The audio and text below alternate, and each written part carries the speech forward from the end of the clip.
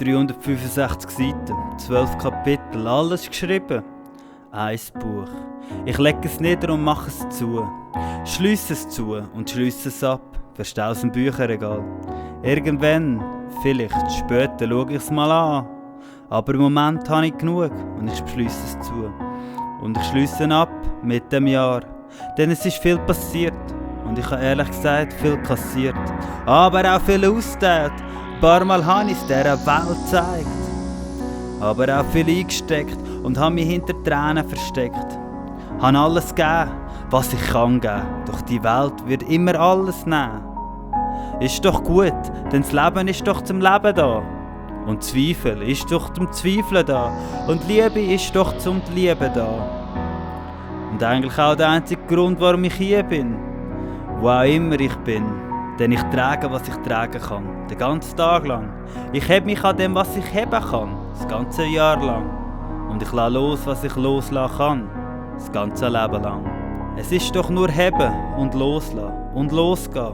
Und ich gang ins neue Jahr. Vielleicht ist es nur eine Zahl. Nur ein anderer Tag, in einem anderen Jahr. Aber ich gang, denn ich will gehen. Weiter, immer weiter. Und ich reisse mich los von diesen Zweifeln. Immer wieder. Richtig Frieden, bis es stimmt. Denn ich habe Hoffnung, dass es besser wird. Dass alles besser wird. Wird es nicht besser, mache ich es besser. Neue Chance, neues Jahr, ein neuer Anfang. Es fängt etwas an und etwas hört auf. Nur wenn etwas aufhört, fängt etwas an. Das ist das, was das Leben so schwer macht, aber ernsthaft erst den Zauber vom Leben ausmacht. Und die Zeit ist gekommen für das Jahr.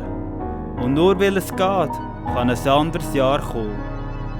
365 Seiten, 12 Kapitel, alles geschrieben, ein Buch und ich lege es nieder und mache es zu. Und ich nehme das weiße Blatt und fange gerade an. Mit dem neuen Jahr.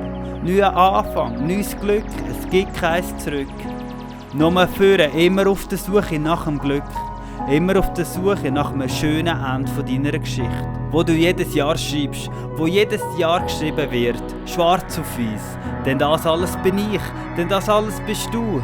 Nur ein Autor, der jedes Jahr ein Buch schreibt. Auf der Suche nach einem schönen Ende von deiner Geschichte. Und ich hoffe, dass du das findest. Vielleicht im neuen Jahr. Denn dein Buch fängt jetzt von neuem an. Mit der ersten Seite. Viel Spaß beim Schreiben.